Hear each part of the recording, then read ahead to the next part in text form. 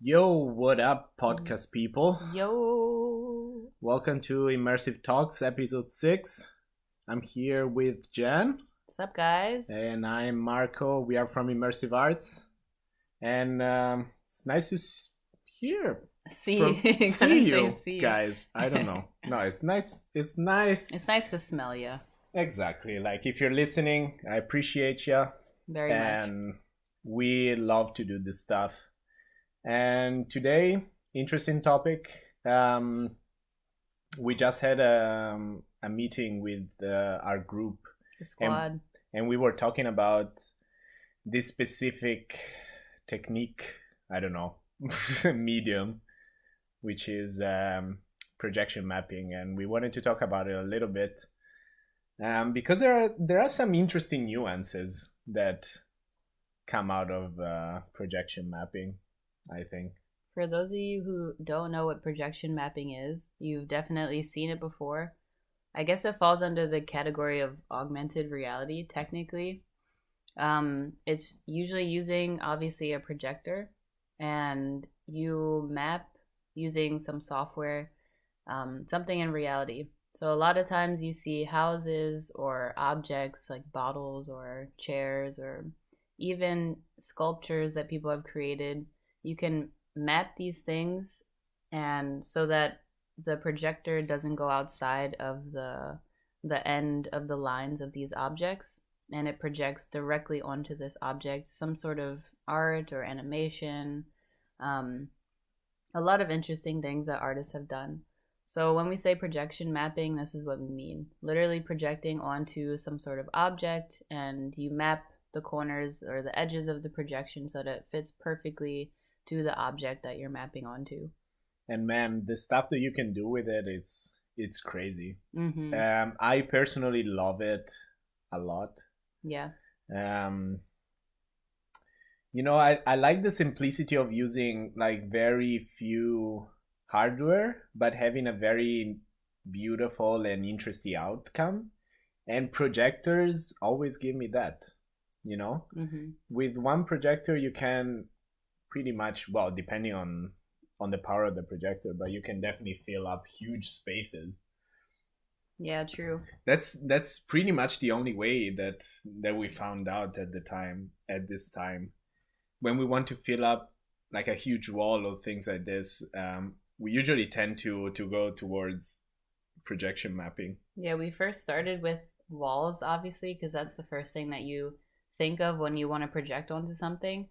But with the tool of projection mapping, you are no longer confined to a wall. I can map a human body or like anything that's not moving, basically, I can project onto. Yeah, 3D objects Yeah. of any material. My favorite thing about projection mapping is that it makes the ordinary come to life. Like some sort of stagnant everyday object that you see. If you do some projection mapping onto it, then it brings it to life. One famous one that I think everyone have seen, you've probably seen, Marco, is the wedding cake. I think that was some of the first like craziness that people have seen. Oh yeah? No, Yeah. I don't think so. It's pretty much this like square white wedding cake, I think by Disney maybe, or they projected Disney stuff onto it. But it was like, instead of having some extravagant wedding cake like most people do, it was just this plain white cake, smooth edges, and someone had projection mapping done to it. And then during the reception, they played like all these characters running around the wedding cake, like Tinkerbell and all these Disney characters, and like waterfall effects. So it really brought the wedding cake to life. And that's what I mean when I say it brings the ordinary to life. It literally animates everyday objects, which is really cool. Yeah, and it also like getting a lot of interest for most people, because you always see a lot of cities, for example, now doing light shows and stuff like that into their cities. They're probably most of the time not the best type of or I don't know, examples. I've seen some good ones. Yeah, examples of projection mapping, but there definitely some beautiful. There's definitely some good good things. Good, Yeah, good. everyone sees them around Christmas nowadays. Instead of like back in the day when I was a kid, you could go around the streets and see everyone do their lighting decorations and like their blow up snowmen and stuff on the on the lawn. And it would be really fun because people would make these light animations to music, etc. But now you go around and people have projection map their house, and you have like Santa Clauses running around and reindeer dancing on the roof of your house, which is cool. So you bring a movie onto like something that's not a traditional movie screen, so to speak. And we work with some incredible artists. One of our squad is Suzy Fetter. She's really good. You can see some of her installations and projects on our Instagram at Immersive Arts, and they're really good. It's incredible the stuff that you can do and that you can visualize on these objects is really nice. Suzy does something nice, which is creating her own objects that are projected onto. So in addition to using everyday objects, you can create your own, obviously. So Suzy uses paper and she cuts out these cute little paper sculptures and then she projects onto them. So you can also make your own objects. You don't have to use everyday objects and you don't have to use a projector screen. You can literally use anything. But being immersive, being immersive arts, we always like to complicate our life, don't we? Yes, you can do more static, quote unquote static projection map animation, but we do like to spice it up with some interactivity. Most of the time, interactivity coming from the audience, of the viewers, the people looking at the installations that we do and things like this, because we do like the idea that the audience, the viewer, are in some kind of way in charge of the visuals or of the type of mood of the event. Right. We as artists set up the boundaries of for you to play, and the viewers and the audience can just play. If they have fun, the visuals should be representing that fun. And if you are bored and you're not moving, you're not jumping around, you're not having fun, you're not talking, then the art ain't happening. We want y'all to work. Yeah, I'm not doing the work for you anymore. I'm just putting the boundaries for you to do it. Speaking of boundaries, projection mapping is like the first step to erasing these boundaries, in my opinion. You're projecting light onto any object in the world, so you're already removing these boundaries of this square projection screen that it lived on.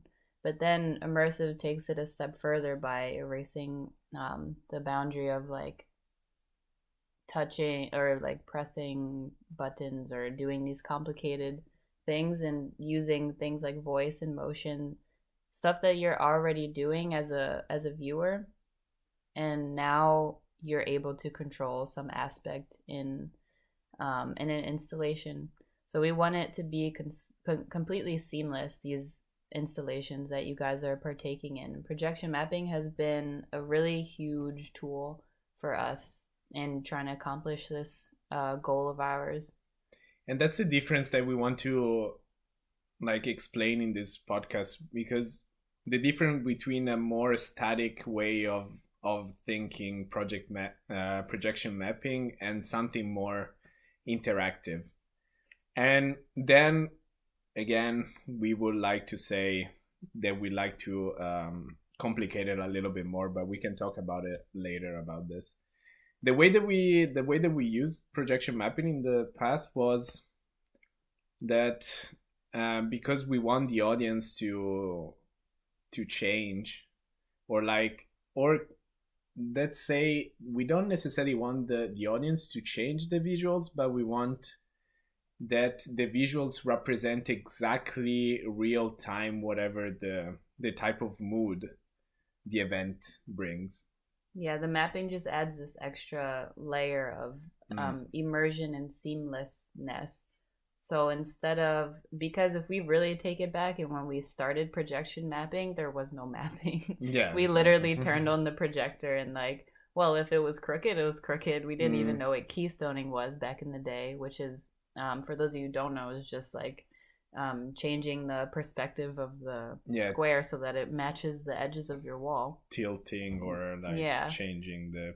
So if you really want to take it back, we didn't do it. But now it's perfect for making you not see those hard edges and really being able to be immersed into whatever experience that you do. Yeah, and in the space that you are as well. Yeah, so interesting. Very interesting. And we would like to talk about it. But I think it's cool for us to, because now we've talked about like what it's been used for, what we've used it for. Maybe we want to touch on how one specific example that we've used it with interactivity, seamlessness, projection mapping. And one of those is capacity, which is a good example of one of these. Capacity is an installation that Immersive Arts did in an exhibition called Monumenta in Leipzig, Germany. Yeah. If you guys want to check out how that looked, you can go to our website or our Instagram. Website is immersivearts.com and Instagram is at immersivearts, IMRSV arts. And you can take a look at how that was. But we definitely tried to use all of those elements in that space. Do you want to talk more about it? Yeah, the way that we decided to tackle that project was that we were given a room and we wanted to make that room react to whatever the viewers were doing inside the room. So we started this idea of making a concert interactive. So what concerts are at the moment is pretty much very, as an audience member, they're very linear. They're very linear. Like you passively listen to music and you passively are hit by visual made by VJs and things like this. Even the set list is very limited, like linear, because you have one DJ playing, another producer comes on, then another one, all like one after the other. You're kind of sitting there in the audience, like being almost shouted at with this thing. A lot of times you're just like dancing. Maybe that's not the DJ that you came to see. You have to wait until 3 a.m., which has definitely happened to us, until the headliner comes on. So it's just this very one-directional experience, and we wanted to change that. Yeah, we wanted to change that by doing all the stuff that we said, to make more the audience part of the actual experience and have the room actually reacting to whatever the audience was doing. So for that specific exhibition, we had 2 different ways the capacity was playing. There was a performance mode where let's say the visuals that were exactly projection mapped and stuff like that onto the entire walls of the room will react through not only let's say the sound of the performance and the way the performance was going, but also through let's say motion reactive sensors or 3D cameras and things like this. They were also picking up how the audience was participating into this exhibition, and the audience was able to modulate the visuals and react to that. And also it had an installation mode which had also a sound installation inside. so the audience was able to touch around the room and move around the room, and their movement and their interaction with the room and with the sensors was picked up and will modulate the visuals Yeah. onto the room. Completely immersed. Like that was with the complete help of the projection mapping. When you walked in, totally black room. Then when you started moving, talking, modulating stuff, the visuals would change. So you're literally changing your environment that you're stepping into just by your presence, just by you being there, you're controlling the artwork, which I find really cool. And that wouldn't have been possible without projection mapping, in my opinion. It wouldn't have been as seamless. Yeah, absolutely. We didn't even need that much hardware to have that kind of outcome. Yeah, like some of our old exhibitions, we needed like 10 computers, couple projectors, like wood structures that we would be nailing at 1 o'clock in the morning. But with this installation, with the help of just a couple of projectors and some projection mapping, that was all we needed to make this awesome experience. Yeah, all going through one computer. Actually, we managed pretty much to attach 4 projectors to one computer. Yeah, two computers. Oh yeah, true. 2 computers, and which is not bad for our track record. Yeah, that's true. The point is that projection mapping is like this huge help, especially for us and for you guys as well. Like I definitely recommend that you test this out. A lot of these programs are free, right? Isn't Yeah, like the most used programs are definitely MadMapper, or Resolume. These programs that are usually used for VJing. They're not necessarily free, but they're pretty. I mean, guys. Yeah, wink, wink, nudge, nudge. I mean, they're accessible. They're out there. They're there. This is 2019. And the beautiful thing is that it's full of tutorial on YouTube. That's the beauty of these programs that are so massively used that the amount of stuff that you can learn from it is crazy. And you don't necessarily need that much knowledge. There are you can definitely do some very interesting things just with some lines and some colors. I'll give you guys a good example. Like I don't know MadMapper or Resolume or any of these specific tools, but what I've done is literally you can make a drawing, or I am an animator, so you can also make line animations. And then what I did is just hook up my iPad to a projector with an adapter, and you can map it to the wall where it fits, and then just project your drawing or your slight animation. I mean, I think one misconception is that you need to know these hardcore softwares and like 3D modeling and et cetera, to be able to do something interesting with projection mapping, but that's not necessarily true. Projection mapping can be done with just a drawing that you've done on your, on your iPad, or like with some simple program, and then you project it onto a wall, overlay it with something, and there you go. It's totally accessible for everyone out there. You don't need to have any fancy knowledge. And I think it's super interesting, the thing, kind of adding the dimension of interactivity in your projection mapping. And it's very interesting, and I think that a lot of people that are interested in projection mapping, like for example cities, like and things like this at the moment, when they do light shows and stuff like that, I think they would definitely would gain so much by having some interactivity into it. That would be the thing like the next step to go into, because in my opinion, regular projection mapping, meaning non-interactive, is going to perhaps die out. And I say that because of augmented reality in the way that we think of, like, the traditional sense. Mm-hmm. Now they're coming out with the glasses with the Magic Leap, Mm-hmm. it's called.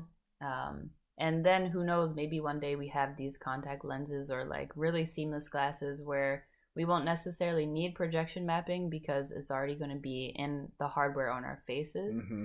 But when you add this element of interactivity that isn't necessarily possible yet, perhaps with the glasses, who knows.